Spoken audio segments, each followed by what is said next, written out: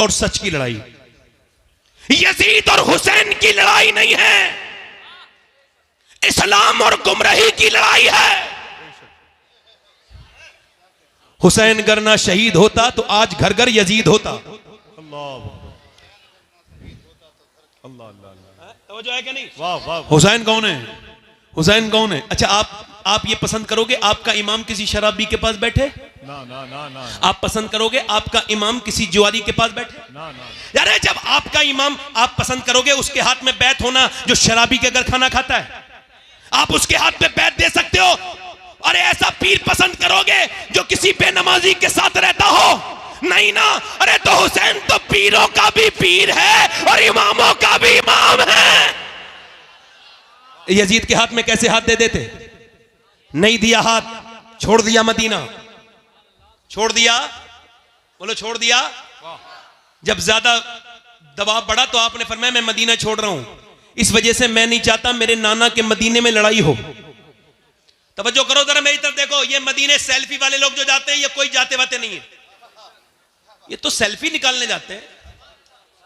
ये तो वहां वही करते रहते हैं, इधर से लाइव उधर से लाइव। कभी अपने गुनाह भी लाइव करना बेटे, इतनी नेकियां लाइव करता है, कभी गुनाह भी लाइव करना। अपने गुनाह छुपाता है, नेकियां लाइव करता है। नेकियां तो छुपाने की होती हैं। वहां मदीने में खड़ा है और कह रहा है एक लाइक दे दो, और वो भी हिंदुस्तानी लोगों से पागल है। मदीने गया ही क्यों था? यहीं पे लाइक मांग लेता, मैं मदीने में हूं एक लाइक कर दो। और पागल एक बार मदीने वाले से कह देता या रसूल अल्लाह एक बार लाइक कर दो मेरे नबी। वाह वाह। और तवज्जो है कि नहीं? हाँ, सैयद के खुलने में देर लगती है मगर खुलता है तो फिर खुलता है। जोर से बोलो सुभान अल्लाह, दिल लगा के बोलो। अब जरा गौर करो, मदीना छोड़ दिया। वैसे मैं अपनी बात कर रहा हूं, मैंने हिंदुस्तान के कई शहरों में रहा भी हूं, 10-10 दिन तकरीर की है, बड़े बड़े शहरों में, और भी जगह गया हूं, दुनिया के और भी 1-2 मुल्कों में गया हूं, मगर मुझे आज तक कोई शहर पसंद नहीं आया। ऐसा नहीं लगा मुझे कि मुझे वहां की याद आई हो। मगर 2017 में गया था पहली बार हज करने, अब हर साल जाता हूं अल्हम्दुलिल्लाह, अल्लाह का शुक्र है। मगर मैं आपको कसम खा के बता रहा हूं, आज तक कोई ऐसा दिन नहीं गुजरा 6 साल में जो मुझे मदीना याद ना आया हो। खुदा की कसम खाता हूं। मेरे जैसे गुनहगार इंसान को, और ऐसे आला हजरत की नजर से देखो मदीना, कभी देखो आला हजरत की नजर से। मुझे खुदा की कसम इतना हिंदुस्तान में बरेली में जब जाता हूं तो आला हजरत के होने का एहसास होता है, मगर इतना नहीं होता जितना मदीने में मुझे आला हजरत का एहसास होता है। चूंकि आला हजरत को जहां जाओ, आला हजरत कहा कैसे पढ़ोगे, कैसे जाओगे हुजूर की बारगाह में? ऐसे ही जाओगे कि मुजरिम बुलाए आए हैं, जाऊ का है गवाह, फिर रद हो कभी ये शान करीमों के घर की है। सरकार हम गवारों में तर्ज अदब कहाँ, हमको तो बस तमीज यही भीख भर की है। मांगेंगे मांगे जाएंगे, मुंह मांगी पाएंगे। दुनिया के पैसे वालों, ये पैसा तुम्हारे काम नहीं आएगा। देखो एक बार मदीना, एक बार देखो मेरे हुजूर का मदीना, एक बार काबे की बहारें देख लो। ए नौजवानों, मोबाइल ना बदलो, आसान है, मदीना देख लो, हुजूर की बारगाह की हाजिरी कर लो। मेरा इमाम ऐसा है कि अगर उसको बरेली में ढूंढो तो नहीं मिलेगा। कहां मिलेगा? फरमाते हमें ए रजा तेरे दिल का पता चला व मुश्किल दरे रोजा के मुकाबिल वो हमें नजर तो आया। यानी मदीना इंसान का छोड़ना बड़ा मुश्किल है, मगर जब मैंने मदीना छोड़ा, जब हाजी ने मदीना छोड़ा, जब आम आदमी ने मदीना छोड़ा तो दिल फट गया। वो एयरपोर्ट तक रोता हुआ आया, और जब मदीना याद आता है तभी बैठ के रो लेता है। मगर बताओ वो हुसैन कैसा मदीना छोड़ा होगा, कैसे मेरे हुसैन ने मदीना छोड़ा होगा, जिसने बचपन में आंखें वहीं खोली हैं, जो कभी अपने नाना के कांधों पर बैठा है, कभी नाना की जुबान चूस रहा है, कभी नाना के कांधों पर बैठा है। कौन? हसन हुसैन। कोई समझेगा हसन हुसैन को? हजरत उमर फारूक आजम इमाम हसन इमाम हुसैन को देखने रोज आते हैं हुजूर के विसाल के बाद। मौला अली ने कहा पहले तो नहीं आते थे हुजूर के जमाने में, उमर अब इतना मेरे बच्चों को क्यों देखने आते हैं? उमर रो के बोले तेरे बच्चों की चेहरा अली बिल्कुल मेरे नबी की तरह है, इनको देख लेता हूं तो बिल्कुल नबी याद आ जाते हैं, नबी की तशनगी कम हो जाती है। मेरे बरेली का इमाम बोला मादूम न था शाये सकलैन, उस नूर की जलवा गाहती जाते हसनैन, और तमसील ने उस नूर के दो हिस्से कर दिए, आधे से बने हसन आधे से हुसैन। हुसैन ने मदीना छोड़ दिया। कैसे दिल से मदीना छोड़ा? मक्के आ गए, मक्के में खतूत आए, मक्के को भी छोड़ दिया। मक्के से आप जो है वो कूफे की तरफ जा रहे थे, एक शहर बीच में मिला, उसने कहा हुसैन ना जाओ, तुम्हारा भाई मुस्लिम बिन अकील, हमने देखा देखा है, उसको कत्ल कर दिया गया, उसको धोखा दे दिया गया, कूफियों ने धोखा दे दिया। इमाम ने फरमाया मेरे भाई को तूने कहां देखा? कहा हमने उसको देखा कि वो कूफे के चौराहे पे लटका हुआ है, आपका भाई। इमाम ने फरमाया ए अल्लाह तेरा शुक्र है कि मेरा भाई झुका नहीं मगर लटक गया। अल्लाह अकबर। फरमाया झुके हुए तो नहीं देखा ना। तवज्जो करना, थोड़ी देर की गुफ्तगू रह गई है मेरी, ध्यान से सुनना, और अगर आपने ध्यान दिया तो करबला पहुंच जाओगे। चूंकि मेरे इश्क मुझको ले चल तू ही जाने बे मदीना, करम ये मुझ पे किया है मेरे तसव्वुर ने कि आज खींच दी तस्वीरें यार आंखों में। ये करबला इमाम गए, मोहनदास करमचंद गांधी हिंदुस्तान के राष्ट्रपिता, और उनका फोटो उस पे आता है काय पे, नोट पर। उनसे किसी ने पूछा ये आपका ये सूती कपड़ा है, ये आपकी धोती है, ये आपके कपड़े हैं, और ये आपके पास चरखा है, क्या इससे ब्रिटिश एम्पायर से लड़ेंगे? आपका दिमाग ठीक है? दिमाग तो ठीक है, इतनी बड़ी ताकत से लड़ेंगे? कहा मेरी हिम्मत नहीं होती थी। गांधी बोले, कहा फिर? मगर बोले जब मैंने करबला को पढ़ा और जब 72 शोहदा को पढ़ा तो मेरी हिम्मत हो गई। मैंने देख लिया कि 72 को मिटाने के लिए 22,000 आर्मी आई थी, मगर करबला के मैदान गवाही दे रहा है कि 22,000 का नामो निशान मिट गया, मगर 72 के खेमे आज भी करबला के मैदान में लगे हुए हैं। 72 के खेमे अब भी करबला के मैदान में, बोलो बोलो, करबला के मैदान में, करबला के मैदान में लगे हुए हैं। इमाम मेरा करबला गया है, इमाम कहता है मैं यजीद की बैत नहीं करूंगा, और फिर तकरीर करते हैं मुझे पहचानते नहीं, मैं हुसैन इब्ने अली हूं, मुझे पहचानो, मैं नाना के कांधे पर बैठा था। जब कांधे पर बैठा था तो हजरत उमर ने कहा था कितना अच्छी सवारी है हुसैन तेरी, तो मेरे नाना ने कहा था उमर तूने सवारी तो देख ली मगर सवार भी तो देख कितना अच्छा है। मैं वही हुसैन हूं, आज मैं यहां पे खड़ा हूं। इमाम आ गए, तवज्जो करना थोड़ी देर, नौजवानों आपकी बहुत खास तवज्जो चाहता हूं, अल्लाह करे तो ये मजमा और ये महफिल मैं जहां चाहता हूं वहां पहुंच जाए। हुसैन इब्ने अली हैं। अब आपने फरमाया जंग मैं नहीं करता, मुझे जाने दो, अब मैं किसी और मुल्क में चला जाऊंगा। रिवायतों में लिखा है, पूछा कहां, तो आपने फरमाया मैं हिंदुस्तान चला जाऊंगा। अल्लाह। मगर उनको क्या करना था? बेअत लेनी थी। बेअत का मतलब है बिक जाना। क्या मतलब? बैत का मतलब बिक जाना। तो या तो किसी की नेकी को देख के बिक जाओ, वरना इमाम हुसैन कहते हैं दुनिया में कोई खजाना ऐसा नहीं बना जो हुजूर की औलाद को खरीद सके। आपने फरमाया मेरे जैसा यजीद की बैत। उन्होंने कहा ठीक है जंग शुरू। जंग। अब जब तलवारों की आवाज आ रही थी, एक औरत गुजर के जा रही थी। मेरी बहनें सुन ले, मेरी बेटियां, ये जो आज अपने बच्चों को कभी नमाज के लिए नहीं कहती, कभी नमाज के लिए नहीं कहती, सुने, औरत जा रही थी अपने बेटे की शादी की तैयारी करने। अब जब जा रही थी ना औरत, और जब वो औरत जा रही थी तो आवाज आई, तो उस औरत ने कहा देख क्या मेरे बेटे कैसी आवाजें आ रही, तलवार किसकी जंग हो रही है, देख तलवारें टकरानी आपस में। वो बच्चा आके रोने लगा, अम्मा मेरा दिल बड़ा दुख है। क्या हुआ? कि मैंने वहां करबला में एक इतना खूबसूरत इंसान देखा, मेरी आंखों ने इतना अच्छा नहीं इंसान नहीं, न उसकी आंखों की तरह आंखें थी, न उसके लहजे की तरह।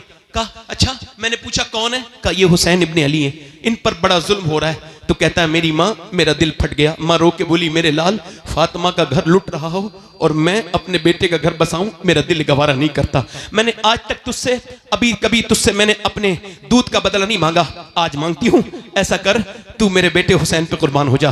बेटा बोला अम्मी अगर तू ना भी कहती मैं फिर भी हुसैन पे कुर्बान होने का इरादा रखता था। जवान बेटा गया, मैं माँ पहुंची, इमाम ने फरमाया तेरे बुढ़ापे का सहारा ले जा। लगी मुझे बुढ़ापे का नहीं, कयामत का सहारा चाहिए हुसैन, मुझे कयामत का सहारा चाहिए, बुढ़ापा तो मेरा गुजर जाएगा।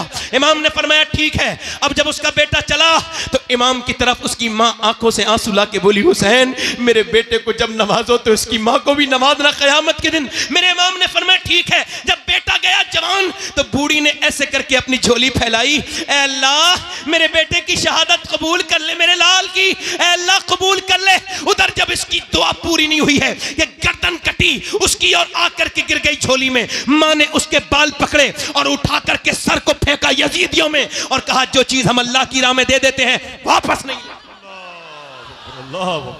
वापस नहीं लेते।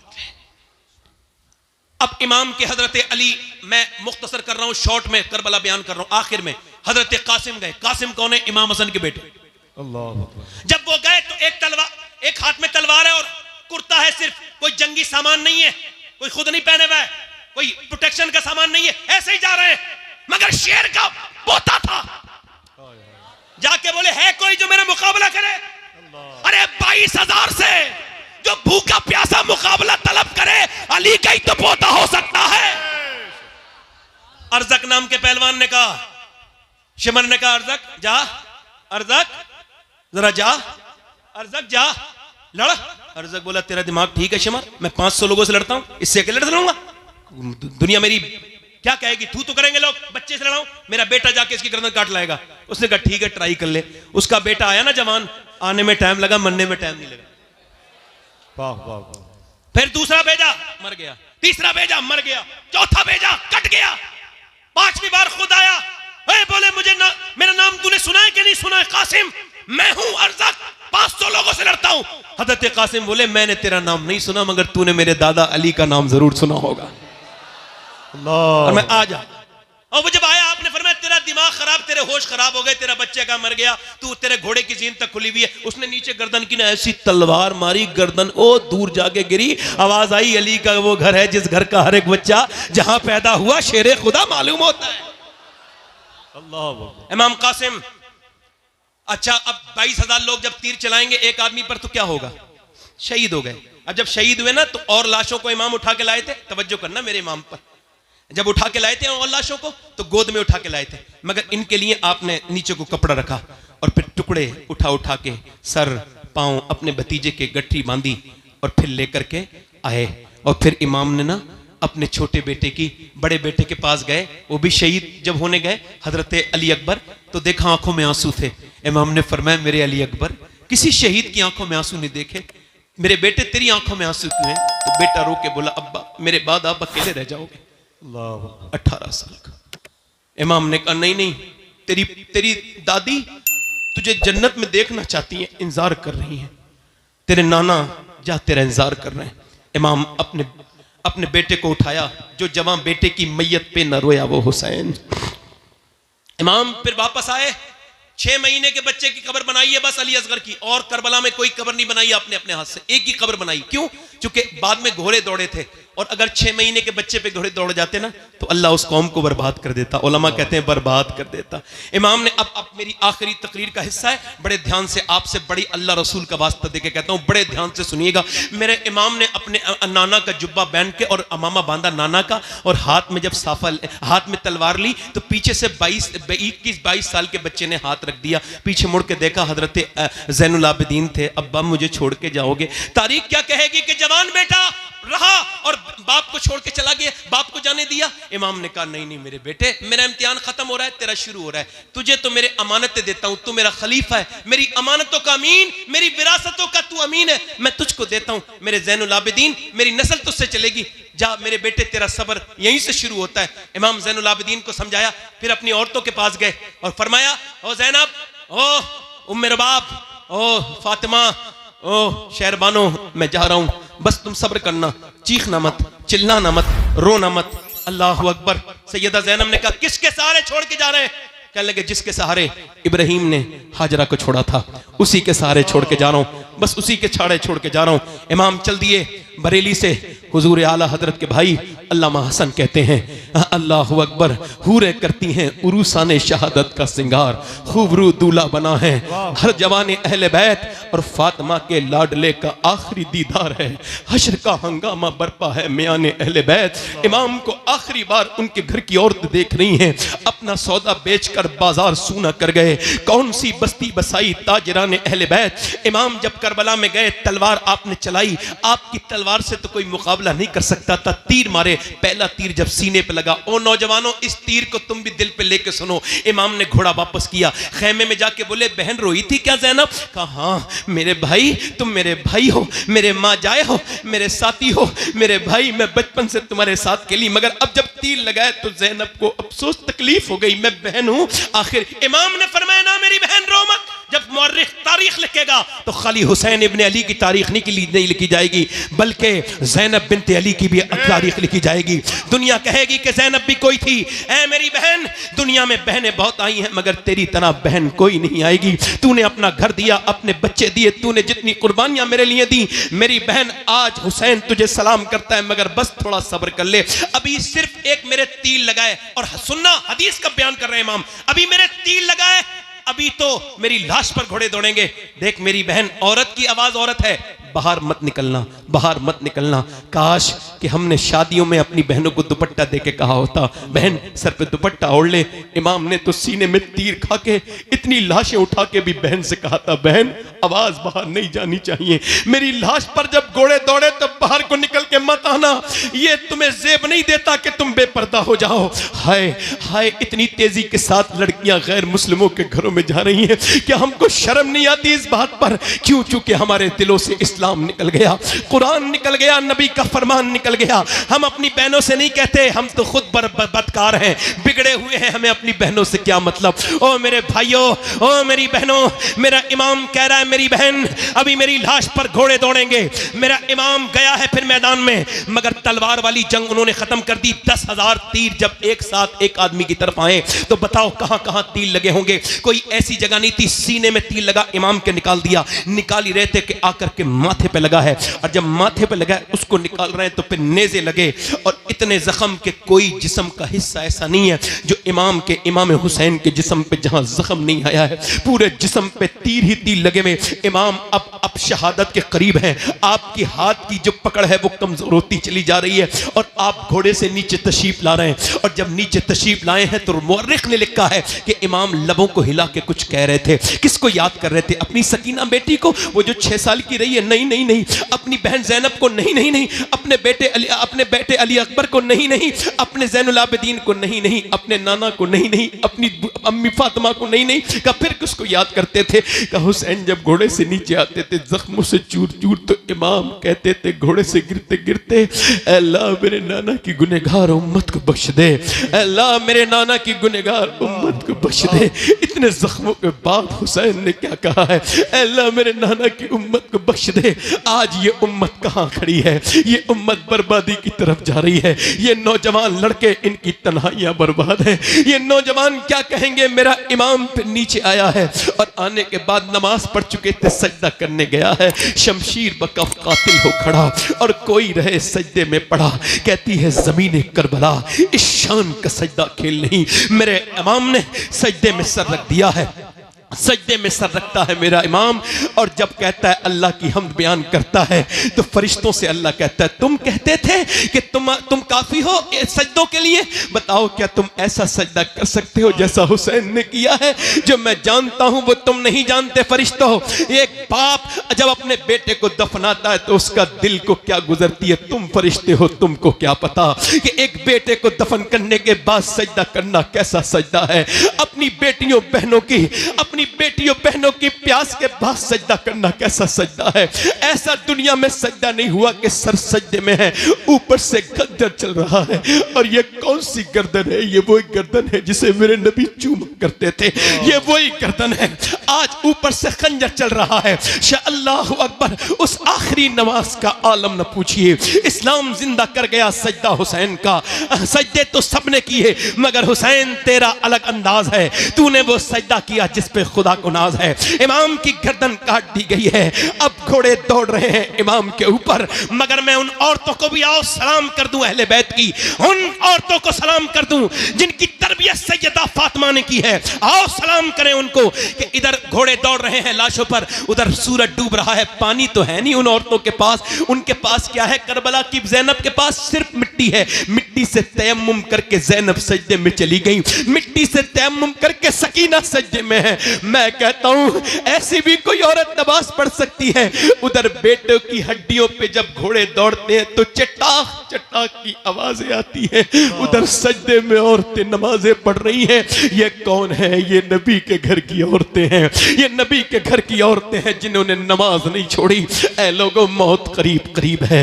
ये तुम्हारी दुनिया, तुमको जाओ पोस्टमार्टम हाउस पे मुरादाबाद जाओ संभल के पोस्टमार्टम हाउस पे जाओ जाकर के देखो कितनी लाशें पड़ी हैं। मेरी और आपकी तरह उन्हें चीरने वाला नहीं है। वो चीरने वाले कहते हैं हमारे पास टाइम नहीं, कल चीरेंगे। और कल वो चीरते हैं शराब पी करके। अब तो ग्लेंडर चल गया है, पहले तो फाड़ते थे, अब ग्लेंडर से चीरते हैं, पूरा जिस्म फाड़ देते फरमाते हैं कौन सी दुनिया में लगे हुए हो, फाड़ देते हैं। हुजूर फरमाते हैं जब मुर्दे का हाथ पकड़ता है ना गस्साल, तो मुर्दा कहता है आराम से उठा, तेरे उठाने से बड़ी तकलीफ होती है। जब हाथ उठाने से तकलीफ होती है तो बोलो, जब वो चीरते हैं और फिर सीते भी कैसे, ऐसे करके बड़ी प्लास्टिक की रस्सी से सीते हैं पूरा ऐसे करके, तो उस वक्त कितनी तकलीफ होती होगी। मैं तो दिन रात सफर में रहता हूँ, बार बार दुआ करता हूँ, ऐ अल्लाह पोस्टमार्टम वाली मौत से बचा लेना मेरे मालिक।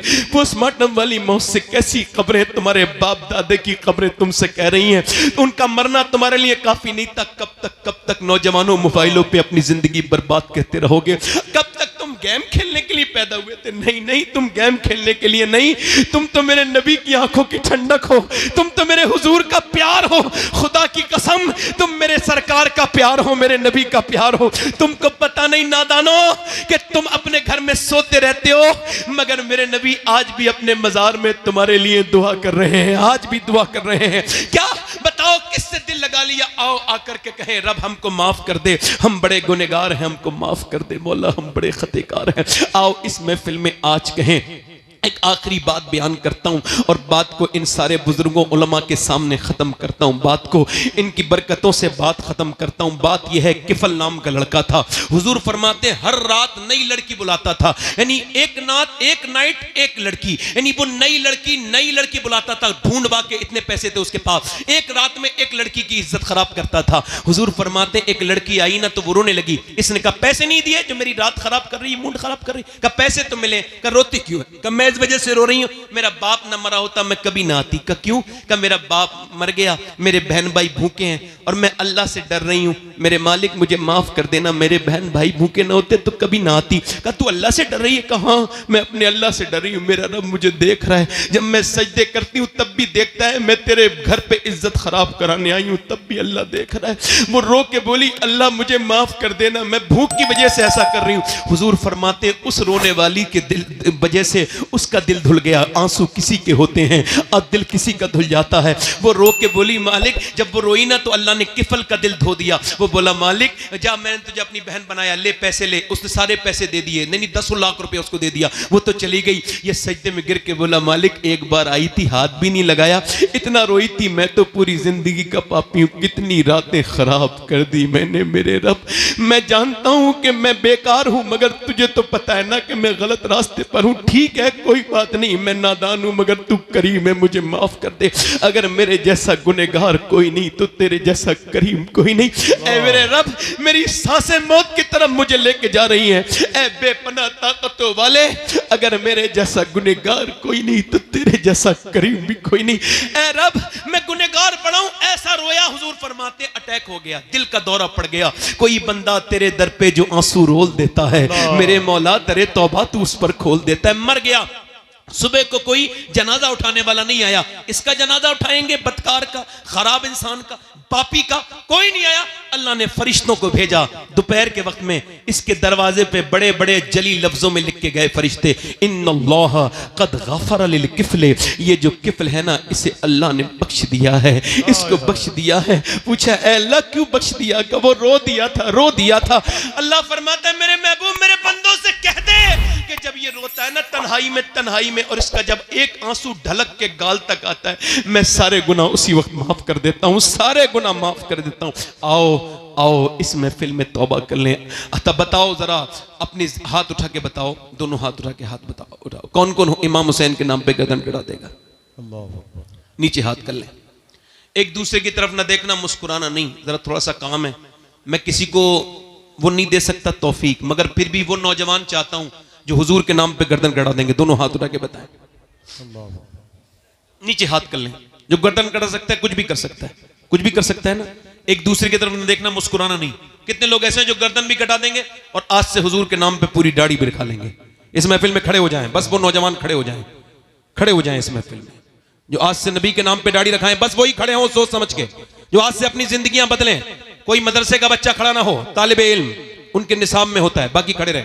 आप खड़े रहो भाई, खड़े रहें। और कोई आशिक रसूल है इस महफिल रसूल में 100 शहीदों का सवाब, हर नबी के दाढ़ी, हर वली के दाढ़ी। ये वही शरीयत है जिसे हुसैन ने बचाया था। ऊपर हाथ कर लें, दाढ़ी रखाने वाले ऊपर हाथ कर लें, मेरे साथ कहें इंशाअल्लाह आज के बाद ना दाढ़ी कटेगी ना मुड़ेगी इंशाल्लाह। बैठ जाएं। हुजूर की आंखों की ठंडक क्या है बोलो? नमाज। कितने लोग हैं जो आज से इरादा करते हैं हुसैन इब्न अली की कसम खाओ आज से तुम्हारी जानें जाएंगी मगर नमाज कदा नहीं होगी। दोनों हाथ उठा के इंशाअल्लाह नमाज की पाबंदी इंशाअल्लाह, दोनों हाथ उठा के इंशाअल्लाह वाह वाह नमाज पढ़ेंगे इंशाअल्लाह, अपनी बहन बेटी को पर्दा कराएंगे इंशाअल्लाह, हमेशा मसलक के आला हजरत पे कायम रहेंगे इंशाअल्लाह। इंशाअल्लाह अपनी बहन बेटी को पर्दा कराओ और हजरात मोहतरम आज से अपनी जिंदगियों में तब्दीली लाओ, कुछ सीखो, कुछ बदलो और माना कि इस चमन को गुलजार न कर सके हम, कुछ खार कम तो कर गए, गुजरे जिधर से हम और जुल्म और शिकवे जुल्मते शब से तो कहीं बेहतर था अपने हिस्से की कोई शम्मा जलाते जाते, राब्ते तोड़ गया वो सारे आते जाते, वरना इतने तो मरासिम थे कि आते जाते। अल्लाह आप हम सबको सलामत रखे। तौबा कर लें। अस्तगफिरुल्लाह रब्बी मिन कुल्लि ज़म्बिन व अतूबु इलैह। ला इलाहा इल्लल्लाह मुहम्मद रसूलुल्लाह। मेरी जिंदगी का मकसद तेरे दीन की सरफराजी में इसीलिए